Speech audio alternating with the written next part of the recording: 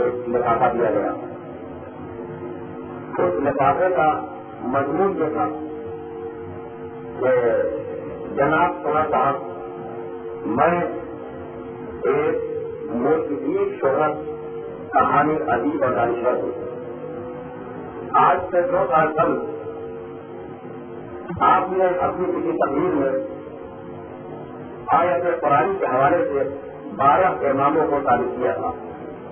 میرے ایک شیعہ دوست نے وہ آیت مجھے بتلائی اور جب میں نے اس آیت کا مطالعہ کیا تو میں اس نتیجے تک پہنچا کہ اس آیت کا 12 اماموں سے کوئی حق نہیں.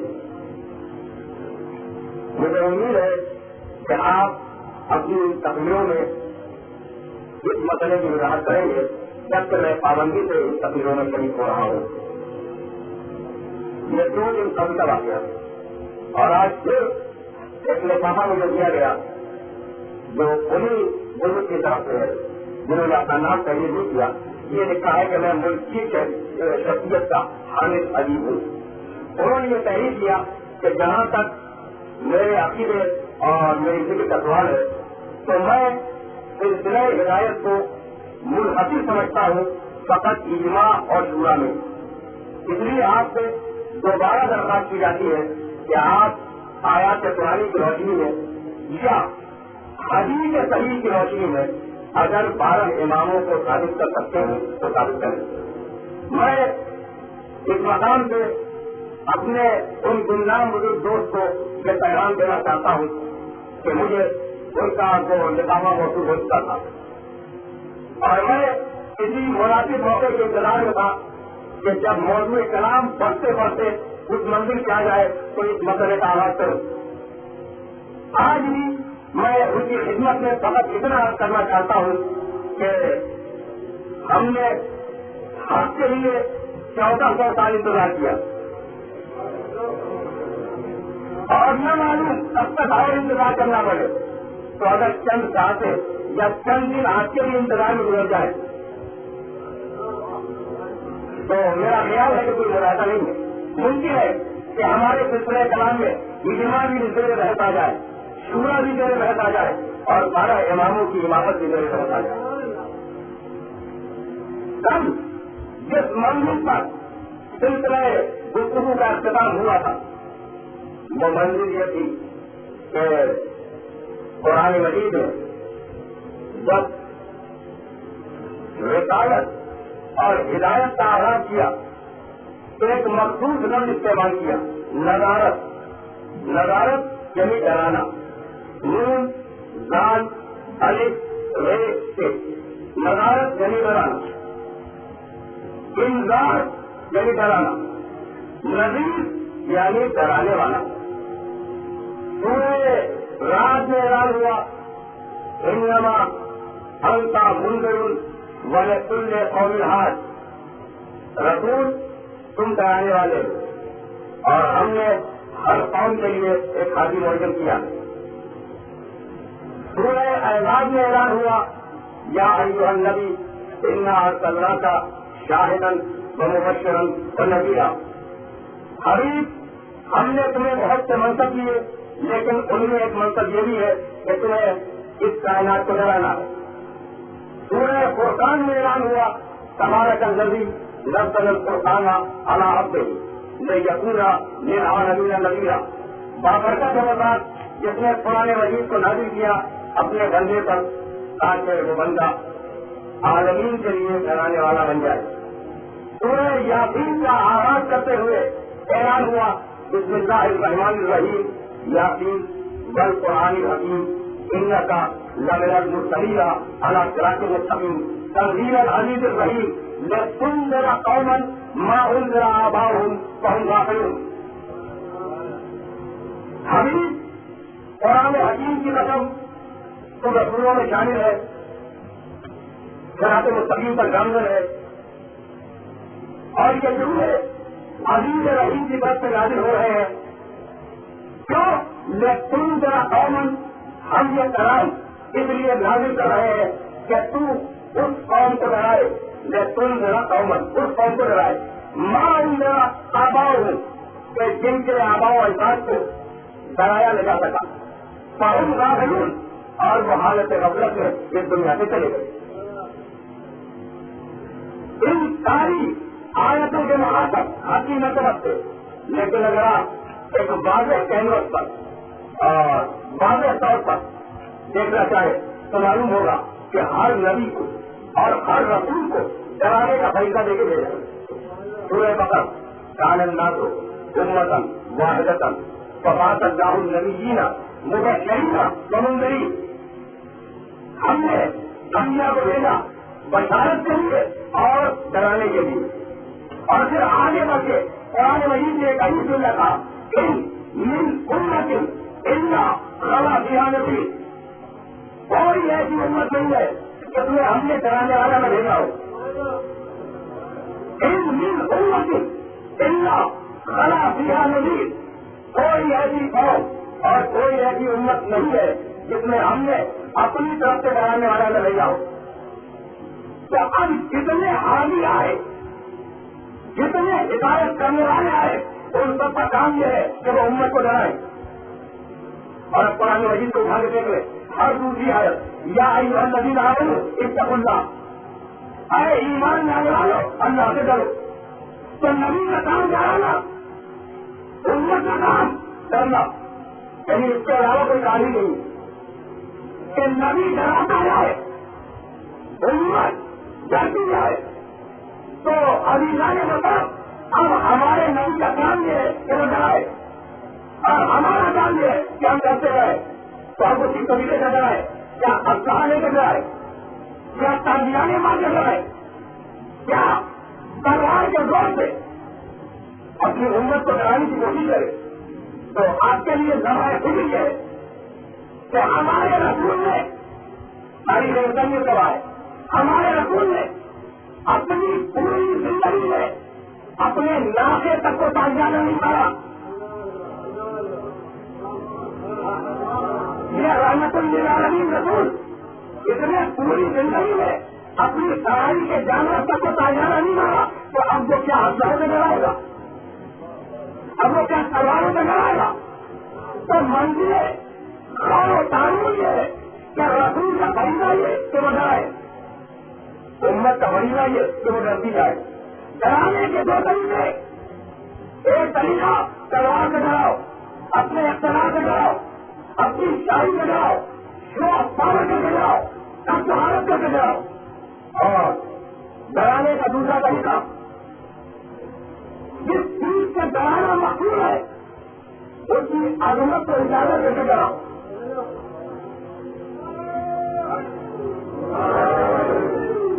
ڈرانے کے دو طریقے، ایک طریقہ اختلاف، اخلاق، دولت، شاعری، انسانی چیزوں سے ڈرایا جائے، نہیں انسانوں کو قتل کر کے ڈرایا جائے. اور دوسرا طریقہ یہ ہے کہ جس چیز سے ڈرانا مقصود ہو، جس سے ڈرانا مقصود ہو، اس کی عظمت شروع میں انسانی میں پیدا کر لو. تو اگر انسان اس کی حیثیت، اس کی اہمیت، اس کی عظمت سے واقف ہو گیا تو وہ بہت بڑھ جائے گا، بہت بڑھ جائے گا. عزیزوں، ڈراتے دونوں ہیں. دنیاوی اختلاف میں جو فائدے وہ بھی ڈراتا ہے، منصب ہدایت جو لے کے آیا وہ بھی ڈراتا ہے. اور دونوں اپنے آپ کو تبدیل نہیں کرواتے. جس کے پاس طاقت ہے وہ طاقت کے زور پر اپنے آپ کو منواتا ہے، اور جس کے پاس طاقت نہیں ہے وہ دلیل کے زور سے اپنے آپ کو منوانے کی کوشش کرتا ہے.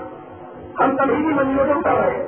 تو آپ ڈرانے والے رسول کا طرز عمل کے ساتھ فلسفہ انسان پورے قرآن کا ڈراؤ. فلسفہ انسان یہ ہے کہ انسانی قلوب میں جس سے ڈرانا مقصود ہے اس کی عظمت کے تصور کو اجاگر کر دو. خدا سے ڈرانا ہے، خدا کا خوف دلوں میں پیدا کرنا ہے. تو ایسا کرو کہ اس خدا کی معرفت، اس خدا کی حدودیت، اس خدا کے خدمات اس طریقے سے انسانوں تک پہنچا دو کہ خدا اپنی عظمت کے ساتھ نہ رہا جائے اور انسان اپنی حکایت کو محسوس کرے. فلسفہ امداد، اسلام میں فلسفہ امداد یہ رسول عربی خدا کا تصور اس عظمت کے ساتھ لانا چاہے کہ انسان کو بے اختیار اپنی کمزوری کا احساس ہو جائے. اللہ کے مطابق جب تک معرفت نہ ہو انسان کا خوف پیدا نہیں ہوتا. جب تک معرفت نہ ہو انسان میں کیفیت خوف نہیں آتی. میرا سلسلہ شریف کے پاس تاکہ بات گزشتہ بات سے مستقل رہے. میرا سلسلہ شریف کے تھا کہ ڈرانے والے اس دنیا میں جو قسم کے آئے کچھ وہ آئے جنہوں نے آیات خداوندی کی تلاوت کر کے انسان کو بتایا. کچھ وہ آئے جنہوں نے اپنے اقتدار کے نام میں اپنی قوت کے نام میں اپنی شہنشاہیت کے گھمنڈ میں ڈرانے کی کوشش کی، منوانے کی کوشش کی، تسلیم کروانے کی کوشش کی. اور ادھر جو حق کی ہدایت لے کے چلے، جو حق کا دین لے کے چلے، ڈرایا ہوا نہیں، منوایا ہوا نہیں. لیکن ان دونوں میں فرق یہ ہے کہ باطل کے ڈرانے والوں نے اپنا استعمال کیے، حق کے ڈرانے والے نے معرفت استعمال کی. یہاں سے ہم پھر کو آگے بڑھا رہے ہیں. باطل کے ڈرانے والوں نے اپنا استعمال کیا، حق کے ڈرانے والے نے معرفت استعمال کی. تو رسول عربی جو پیغام لے کے آئے وہ پیغام میں تھا کہ اللہ کو سمجھو پھر مانو، اللہ کو پہچانو پھر مانو، اللہ کو پڑھو پھر مانو، اللہ کو جانو پھر مانو، اللہ کو سمجھ لو پھر اسے تسلیم کرو. تو جیسے جیسے معرفت بڑھتی جائے گی ویسے ہی ویسے خوف الہی دل میں پیدا ہوتا جائے گا. یہ ہماری تحریر ہے. جیسے ہی جیسے معرفت بڑھے گی ویسے ہی ویسے دل میں خوف پیدا ہوگا. اور ہمارے نفسیات میں یہ لکھا ہے کہ خوف معرفت کے طرف سے پیدا ہوتا ہے. اور اس کی ایک چھوٹی سی مثال ہے. خوف انسان کے دل میں جو خوف پیدا ہوتا ہے تو فقط معرفت کی طرف. بڑا انسان اگر سانپ کو آتے ہوئے دیکھے تو بھاگ لے گا. کیوں؟ اس لیے کہ پہچانتا ہے کہ یہ موٹی جانور ہے. چھوٹا بچہ اگر سانپ کو دیکھے تو قریب چلا جائے گا، اس لیے کہ اس میں معرفت نہیں ہے. معرفت نہیں. جہاں معرفت آئی اور اپنی کمزوری کا احساس ہوا انسان سانپ چلا گیا.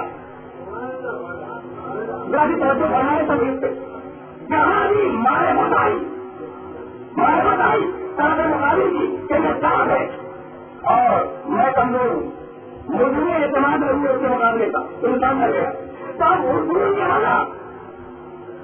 والا کہ اگر طرف مقابل کمی ہو اور اپنی ذات سے اعتماد نہیں ہو تو بڑا انسان کا نہ جائے.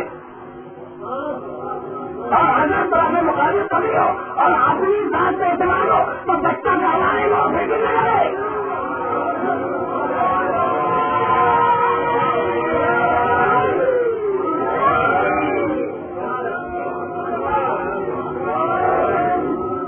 یہ بات اعتماد کی بات ہے. اپنی ذات سے اعتماد ہو تو بچہ کہلانے میں نہ ڈرے، اور اگر اپنی ذات سے اعتماد نہ ہو تو بڑا اس کی عمر کو دیکھا نہ جائے. فلسفہ امداد یہی. میں ایک جملہ کہنا چاہ رہا ہوں اور میری خواہش ہے کہ وہ جملہ بہت دنوں تک آپ کے گھروں میں محفوظ ہے. دنیا والوں نے بھی یہ چاہا کہ اپنی بڑائی تبدیل کروا لے، لیکن انہوں نے افسروں کے ذریعے بڑائی تبدیل کروائی. اللہ کی طرف سے آنے والوں نے بھی کہا کہ اللہ کی بڑائی تبدیل کی جائے، لیکن انہوں نے اپنا استعمال نہیں کیا، معرفت کے ذریعے بڑائی تبدیل کروائی. تو فرق یہ ہے کہ دنیا والے ڈرا کر اپنے آپ کو منواتے ہیں. فرق یہ ہے کہ دنیا والے ڈرا کر اپنے آپ کو منواتے ہیں اور جو اللہ کی طرف جاتا ہے وہ منوا کر ہی حکومت کو جاتا ہے.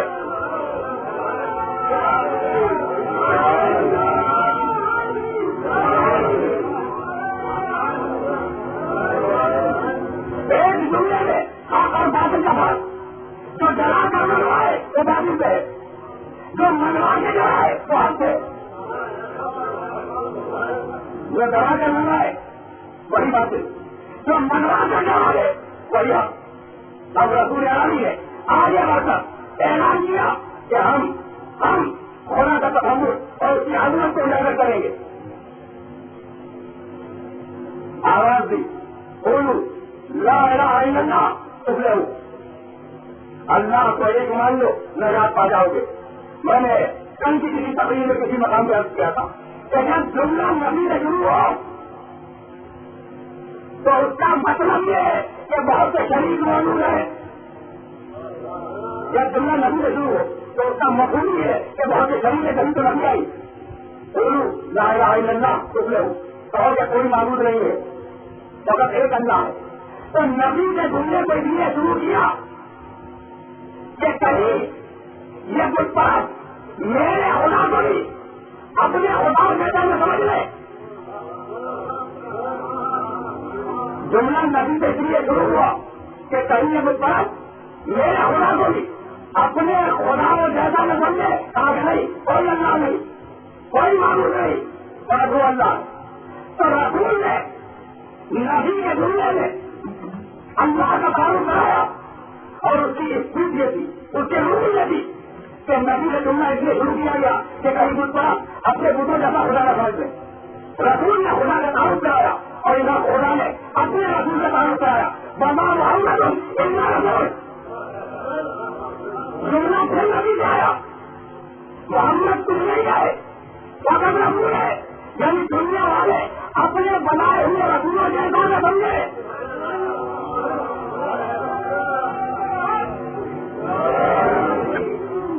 دنیا والے اپنے بنائے ہوئے رسولوں جیسا اس رسول کو نہ سمجھ لے، اس رسول کی شان ہو دنیا والوں کے بنائے ہوئے رسولوں کی شان ہو۔ تبھی لو جب دنیا کے بنائے ہوئے رسول اس جیسے نہیں ہو سکتے تو پھر یہ دنیا والے اس جیسے کیسے ہو جائیں گے؟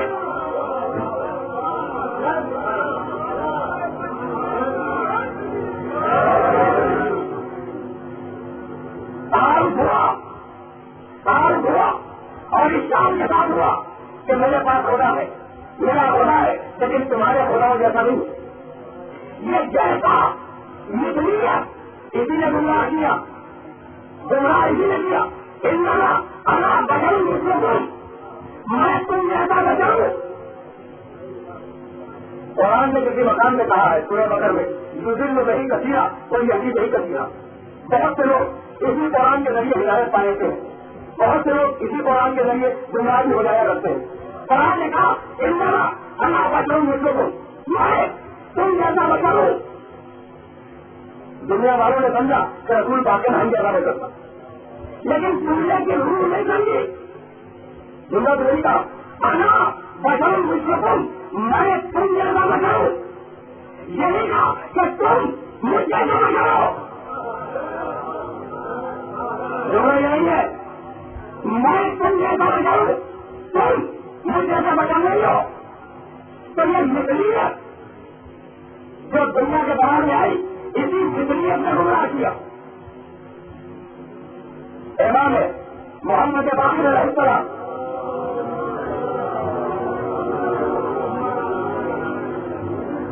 ایک مکان سے ہوئے، دیکھا ایک عیسائی عالم ہے، تاریخ کا مشہور آ گیا،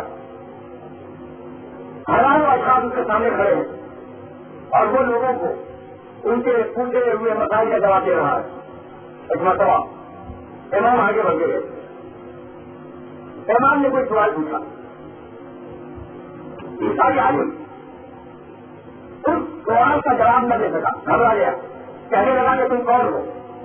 کہا کہ انسان ہو۔ تم کا کس مذہب سے تعلق ہے؟ کہا اسلام سے۔ میں امت معلومات ہوں۔ تو بے اختیار عیسائی عالم نے پوچھا کہ تم مسلمانوں میں سے عالم ہو یا جاہل ہو؟ امام باقی کا سوال ہوا کہ تم عالم ہو یا جاہل ہو؟ اگر کہہ دیں کہ عالم ہے تو پوچھنے والا ویسا ہی عالم سمجھے گا جیسے عالم پہلے دے چکا ہے۔ آپ نے میرے زندگی کو پیسے کھائی. اگر کہہ دے کہ میں عالم ہوں تو ویسا ہی عالم بنے گا, ویسا ہی عالم بنے گا جیسے عالم پہلے دے چکا ہے. اور اگر کہنے کے جاہل ہوں تو خلاف واقعہ ہوگا. کوئی دوسرا ہوتا, اب دیکھیں امام کے کلام کی بلایت کو, کوئی دوسرا ہوتا اس دوارے میں آگے بھڑک جاتا. لیکن میرے مولا نے علی جواب دیا, پوچھا کہ تم عالم ہو یا جاہل ہو؟ جواب میں کیا تھا کہ میں جاہل نہیں ہوں. جواب میں کیا تھا میں جاہل نہیں ہوں. یعنی اب جو بھی مسئلہ پوچھتا جائے گا میں کہتا جاؤں گا میں جاہل نہیں ہوں. میں دادا نے سمجھی گا کیا باقی نے کہا میں جاہل نہیں ہوں.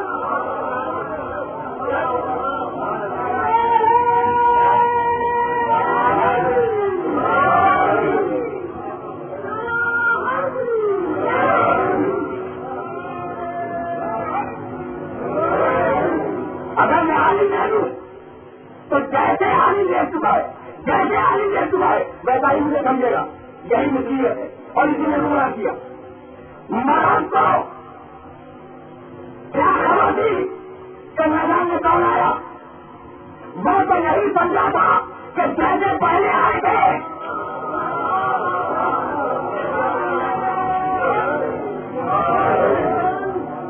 کیا خبر تھی مرد کو کہ میدان میں کون آیا؟ اس کے سوال میں یہی تھا کہ جیسے پہلے آئے ویسے ہی آیا ہے. تو خبردار ملت اسلامیہ اس مسلمیت کے ساتھ نہیں رہا ہے. میں نے سنا دیا جس کی تکلیف کر دی جائے گی. ملت اسلامیہ مسلمیت کے ساتھ نہیں رہا ہے. اللہ اس کو جیسا نہیں, رسول انسانوں جیسا نہیں, اور اس رسول کو بھیجا پیغام دے کر کہ جاؤ جاؤ اور ساری انسانیت کو ڈراؤ. اب ان جاؤ, تمہارا کام نظارت ہے, تمہارا کام انکار ہے. ہم نے تمہیں نظیر بنا کے بھیجا, اب جواب پوری دنیا سے. یہ تو ایک عام حکم کا صاحبان فرم کا مجمع ہے. جب رسول کو پیغام نبوت کے عام کرنے کا حکم دیا گیا اور پہلی آیت اتری تو اس پہلی آیت میں بھی لفظ ہے وہ اندر عشیرت الاقربین. دعوت کو عشیرت دیکھوں میں محفوظ ہے.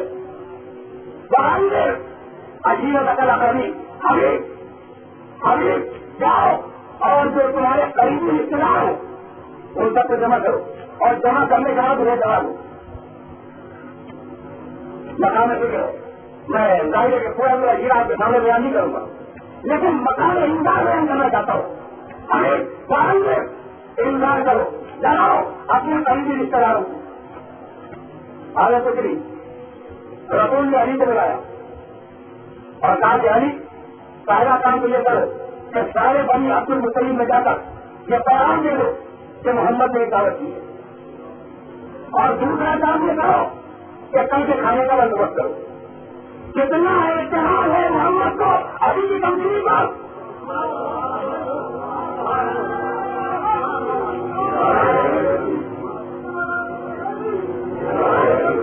کتنا اعتماد ہے ذات رسالت کو علی کی کمپنی پر. علی جاؤ جاؤ اور میری طرف سے دعوت دے دو. یہ نہیں سوچا, اس آدمی رسول نے یہ نہیں سوچا کہ چھوٹا سا بچہ ہے, اگر کسی نے اس کی بات کا نوٹس نہ کیا تو کیا ہوگا. جاؤ میری طرف سے دعوت دے دو. نگاہ دے رہی تھی کہ آج یہ میری طرف سے دعوت دینے جا رہا ہے, کل اللہ کی طرف سے پورے پیغام دینے جانے والا ہے.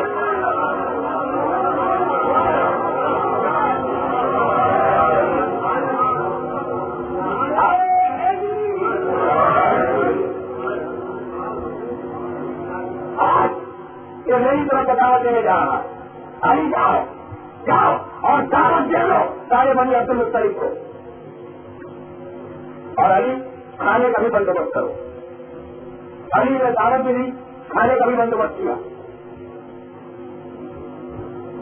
جب لوگ جمع ہوئے,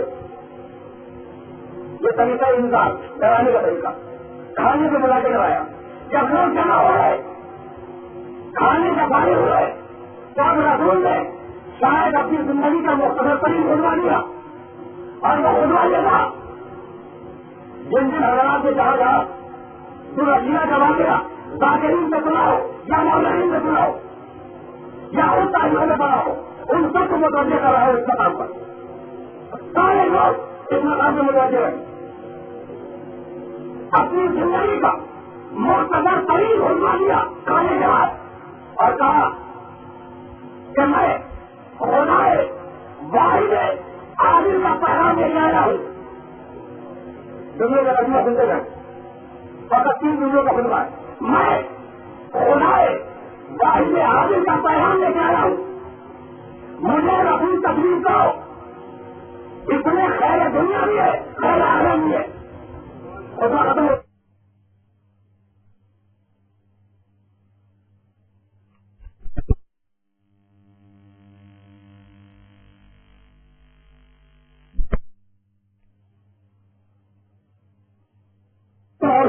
میں خدا واحد عادل کا پیغام لے کے آیا ہوں. مجھے اپنی تکلیف کرو، اس میں خیر دنیا بھی ہے اس میں خیر آخرت بھی ہے. ہے کوئی تو میری مدد کرنے کے لیے آگے بڑھے آئے. اللہ خود ختم ہو گیا. میں خدا واحد کا پیغام لایا توحید، وہ آگے بھی ہے عادل. مجھے رسول تبلیغ کرو نبوت، اس میں خیر آخرت ہے قیامت. ہے کوئی مدد کرنے والا عبادت.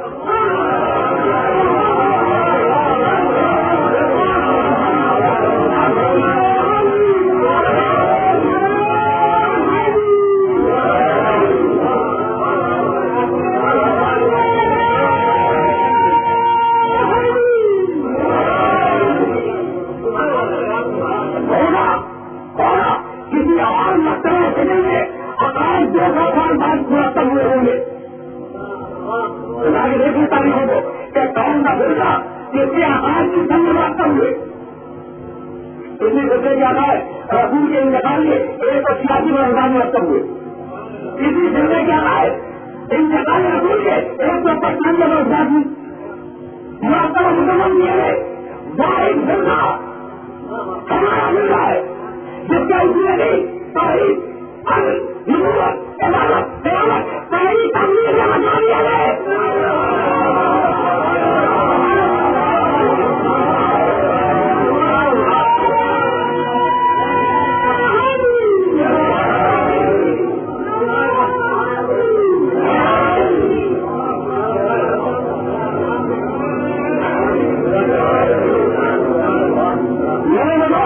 جنہوں نے مجھے ہفتہ یہ سمایا تھا وہ حدودیت کے ساتھ اس منزل سے متوجہ ہو اور ممکن ہے کہ آپ کو مسئلہ کھل جائے اور آج ہی سے اس مسئلے کا آغاز ہو جائے.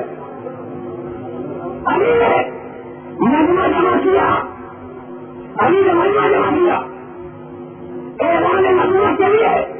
نبی پر احسان ہو گیا علی کا. علی جاؤ سب کو دعوت دے جاؤ. علی ایک کے پاس گئے، اسے بلا کے لائے، اسے جمع کیا، مجمع کیا علی نے اعلان نبوت کے لیے.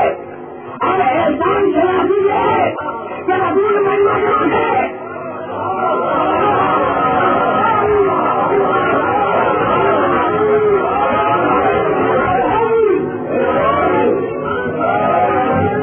اب احسان شناسی ہے کہ رسول مجمع جمع کرے اور امامت کا تعارف کرائے. اپنے موضوع رہتا اور جب بچوں کی جگہ پر آ گئی تو پھر تھوڑا سا تکڑا کرتے چلے. میرے محترم بزرگوں اگر میں 5 تعلیموں کی تعریف کر دوں تو میرے خواہش ہے کہ آپ مجھے معاف فرمائیں. ہم غریب تک آ گئے امامت میں مجمع جمع کیا نبوت کے لیے، نبوت میں مجمع جمع کیا امامت کے لیے. بات برابر ہو گئی اور ادھر آگے بڑھ کے قرآن نے اعلان کیا بڑا کانا مومنی بڑا مومن ایسا قدم مارو بڑا دور اللہ.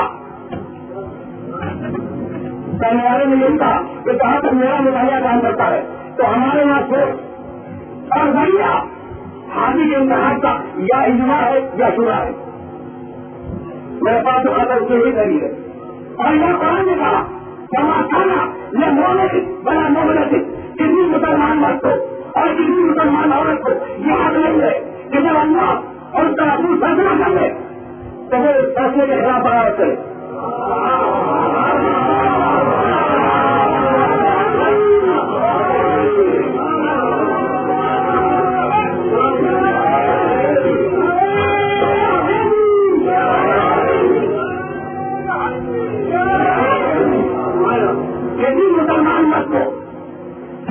کسی مسلمان عورت کو یہ حق نہیں پہنچتا کہ جب خدا اور رسول سے فیصلہ کر دے تو وہ اس کے فیصلے کے خلاف عالم بغاوت بلند کرے۔ یہ عجیب منزل ہے قرآن کی کہ جہاں مرد اور عورت کو الگ الگ بیان کیا گیا۔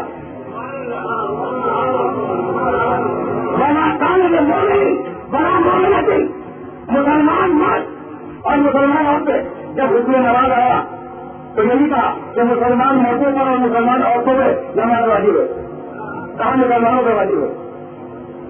جب حکم حج آیا تو نہیں کہا کہ مسلمان مردوں پر اور مسلمان عورتوں کا حج واجب ہے، کہا نہیں مسلمانوں میں سے جو مستقل ہو جائے اس کا حج واجب ہے۔ جب حکم روزہ آیا یا ایھا الذین آمنوا کتب علیکم الصیام، مسلمانوں میں سے جو بھی اس تکلیف شرعی کا ادا کرتے ہو ان کو روزہ واجب ہے۔ یعنی عورتوں کے احکامات نماز روزہ حج زکات ان سارے سلسلوں میں الگ بیان نہیں ہوئے۔ یہ عجیب منزل ہے، یہ عجیب منزل ہے کہ اعلان کیا کسی مسلمان مرد کو کسی مسلمان عورت کو یہ حق نہیں ہے کہ جب اللہ اور اس کا رسول فیصلہ کر دے تو وہ اسے حرام بغاوت کرے تو ٹھیک ہے بھائی مان لے ہوگا۔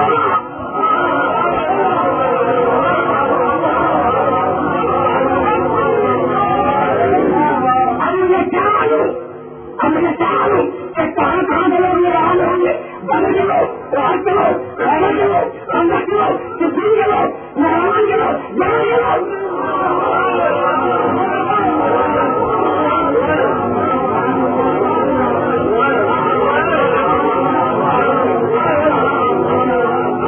کسی مسلمان مرد کو اور کسی مسلمان عورت کو یہ حق نہیں پہنچتا کہ جب اللہ اور اس کا رسول فیصلہ کر دے تو وہ اس کے فیصلے کے خلاف عالم بغاوت بلند کرے۔ قرآن نے اعلان کیا اور اب پورے انجام میں آگے بڑھ کے کہا النبی اولا بالمؤمنین من انفسہم، نبی کو جو مومنین کے نفوس پر اولا بالتصرف ہو، اولا بالتصرف یعنی مکمل اختیار رکھنا۔ ایک نفس پر آپ کی توجہات کا طلبگار ہو، نبی ہو جو مومنین پر اولا بھی تصرف ہو پورا اختیار رکھتا ہو۔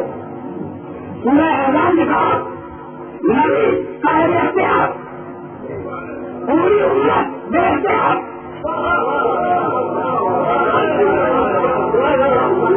ہماری بات سے واضح ہو رہی ہے، قرآن نے یہی کہا نبی صاحب اختیار اولا بھی تصرف اور پوری امت بے اختیار۔ تعلیم ہو اگر ایک ہو تو بے اختیار، سو ہو زمین میں اختیار، ہزار جمع ہو جائے کرنے کے لیے اختیار ہوں گے۔ یعنی اگر دنیا کے سارے صفات جمع کر دیے جائے تو کوئی عادت نہیں بنے گا۔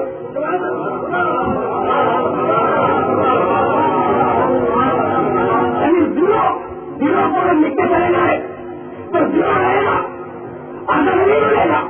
تو بے اختیار اگر 100 مل کے بیٹھ جائے کبھی بے اختیار، 1000 مل کے بیٹھ جائے کبھی بے اختیار۔ اب تعریف بات کروں اجماع سے سنا کی 10 بے اختیار مل کے بیٹھے سنا اور 10 لاکھ بے اختیار مل کے بیٹھے اجماع۔ یہ بہت طویل ہو گیا لیکن جیسا کہ میں نے عرض کیا اب جب گفتگو چل رہی تو میری خواہش یہی ہوگی اپنے محترم اور معزز سامعین سے کل سے ہم مدرسہ کی آپ کی روشنی میں انہی موضوعات سے گفتگو کریں گے اور بتلائیں گے کہ وہ احادیث صحیحہ کون کون سی ہے۔ جملہ یہی تھا کہ احادیث صحیحہ میں بھی 12 اماموں کا ذکر موجود رہیں گے، قرآن سے قرآن ہم بتائیں گے۔ پتہ نے اعلان کیا ربیع میں جب ربیع چالو ہو رہا تھا، میں نے آپ کی رحمت ختم کی، قرآن نے کہا النبی اولیٰ بالمؤمنین من انفسہم، نبی صاحب اختیار، مومن بے اختیار۔ اور اب رسول میدان غدیر میں آئے اور کہنے لگے الستو اولیٰ بکم من انفسکم، الستو اولیٰ بکم من انفسکم، کیا میں تمہارے نفسوں پر اولیٰ بھی تصرف نہیں ہوں؟ میرے ابھی لوگ اسی مقام کے لیے آپ کو رحمت دی گئی، اسی مقام کے لیے، اور ہم یقین ہے کہ دوسرا رسول آگے نہیں جائے گا۔ یہ بات اگر سمجھ میں آ گئی تو میں سمجھوں گا کہ میری 5 دن کی محنت ہوئی. قرآن کہہ چکا, قرآن نے یہ کہہ دیا کہ نہیں مومنین پر اختیار رکھتا ہے. رسول میدان غدی میں آگے بولتے ہیں کہ بتاؤ مجھے تمہارے نفوذ پر اختیار ہے یا نہیں ہے. جب قرآن میں یہ بات طے ہو چکی کہ نہیں صاحب اختیار مومن بے اختیار, تو اب رسول نے اظہار کر دیا کہ آیت کی النبی اولا بالمؤمنین من انفسہم. رسول نے نبی کی جگہ میں رکھ دیا, مومنین کی جگہ تم رکھ دیا. بتاؤ میں تم سے زیادہ با اختیار ہوئی نہیں.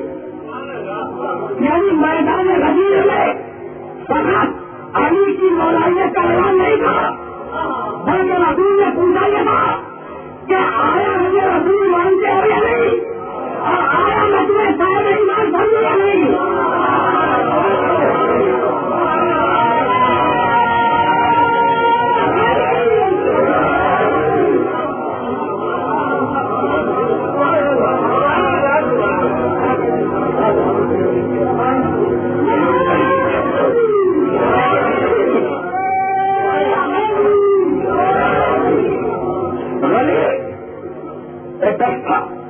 کانٹوں سے بھرا ہوا دشتا ظاہر کنارے راہ خاردار ہے, راہ خاردار ہے. غزی تک جانے کے لیے بہت سمجھ کے جانا ہوگا. تب بتانا یہی تھا کہ تم مجھے رسول سمجھتے ہو یا نہیں, اور میں تمہیں صاحب ایمان سمجھوں یا نہیں. سب نے کہا بولا یا رسول اللہ وفادار نصیحتیں حقیقت ہے سب سامنے آ گئی. سب نے کہا بنا یا رسول اللہ, اللہ کے رسول ہم آپ کو نبی سمجھتے ہیں. تو اب رسول نے مجھے یہ نہیں کہا کہ میں بھی تمہیں نہیں سمجھتا ہوں.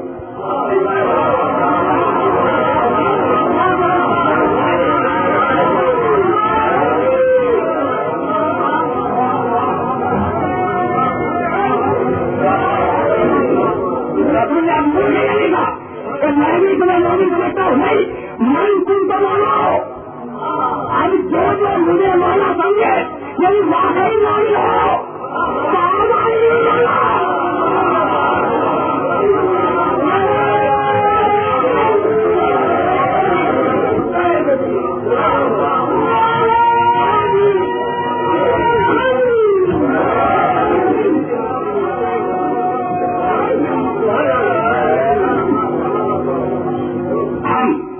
اپنے سلسلہ گفتگو میں اتنے آگے بڑھے کہ حدود مدد کے درمیان میں سلسلہ فکر اسی مقام سے ہوگا. نبی کا کام بڑھانا, امت کا کام بڑھنا, لیکن کربلا میں یہ اصول بڑھ گیا. کربلا میں یہ اصول بدل گیا. اب حاضی وہ جو ڈرے اور امتی وہ جو ڈرائے. آپ کے علم میں کہ جب کوئی نیا رسالہ آتا کوفے کی طرف سے تو بچے چل کر اپنی ماں کی گردوں میں چل جاتے تھے. چھوٹے چھوٹے بچوں کی کہتی ہے گھر جایا کرتے تھے. ایک طرف سے چھوٹے چھوٹے بچوں کی کیفیت تھی کہ جہاں گھوڑوں کی تازوں کی آواز آئی بچے اپنی ماں کی گودی ہوئے اور اپنی ماں کے آنکھوں میں چل رہے, اور دوسری طرف بند آدمی کے جان چاہے وہ چھوٹے ہی کیوں نہ ہو, جب وہ کسی رسالے کو آتے ہوئے دیکھتے تھے تو دوڑ سے اپنی ماں کے پاس جاتے تھے اور کہا کرتے تھے کہ اللہ پھر نہیں پڑ جائیے, خدا چاہیے اگر مولا سے اجازت دلا ہے تو ہم محلہ ہو جائے.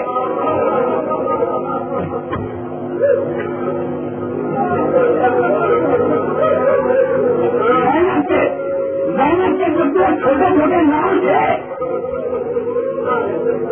جب سے بڑے ساتھ کا نکالا آیا تو اپنی ماں سے یہی کہہ رہے تھے کہ اماں اگر مولا کے آدمی کو خود جنگ مل جائے تو ہم ابھی فیصلہ کرتے, ہم ابھی فیصلہ کرتے. اور محمد جعفر تیار کے پوتے علی کے نوازے زینب قرہ کے بیٹے عبداللہ ابن جعفر تیار کے بیٹے خاندانی شراب.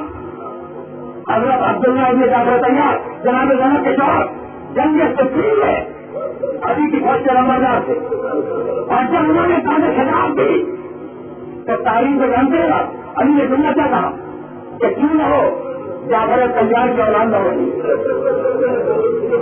یہ خلاف کیوں نہ ہے عبداللہ میں، یہ جعفر تیار کا بیٹا ہے، جعفر تیار کے پوتے میدان میں آئے، پورا واقعہ نہیں کروں گا دامے وقتوں کا ہے، بڑی مشکلوں سے اجازت ملی، بچے میدان میں آئے، دونوں بچوں نے مل کے فوجوں کا حملہ کیا،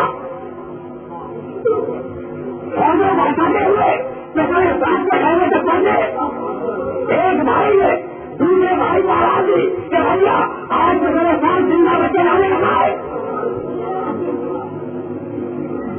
میرے ساتھ کے کھانے تک آواز گئی، ان کا بھی دونوں بچے کون ہے، کہا زینب کے بیٹے ہیں، عبداللہ ابن جعفر تیار کے بیٹے ہیں، جعفر تیار کے پوتے ابھی یہ لگاتے تو میرے ساتھ چلا گیا، کہا اکیلے ان بچوں کے سامنے لے جاؤ، انہیں گھیر کے لاؤ، چاہے پانچ کے فونوں میں گھیر لیا، اور اس کے بعد آواز آئی محمد میرا چلے آئیے والا، چند دنوں کی محنت ہوا، چند دنوں کی محنت ہے، بچے شہید ہو گئے، بچے شہید ہو گئے، لیکن ابھی وہ تاریخ کربلا کی مضمون کئی بچے شہید ہو گئے، معلومات موجود ہے، جب قافلہ چلا تو ان دونوں بچوں کے بھی چھوٹے چھوٹے سال انہوں کے میلا میں بند تھے، اور نام مسلمان دیکھتی رہی، قافلہ شام پہنچا، قافلہ شام پہنچا، شام سے دنیا میں منتقل ہوا، ایک دن اہل حرم کو رہائی کا حکم سنایا گیا، تقریر منزل میں ختم ہوئی، اہل حرم آزاد ہوئے، زینب نے کہا سجاد جاؤ نبی کے پاس اور کہو کہ ہم کیوں کر کے اپنے نوجوانوں کو نہیں لگیں گے، ہمارے لیے ایک مکان مہیا کیا جائے اور ہمارے وارثوں کے ساتھ بھیج دیے جائے، سب آگے شام کی عورتیں بیان کرتی ہے کہ ہر بیوی نے اپنے رشتے دار کا گھر اپنی گود میں لیا اور بہن کرنے لگی،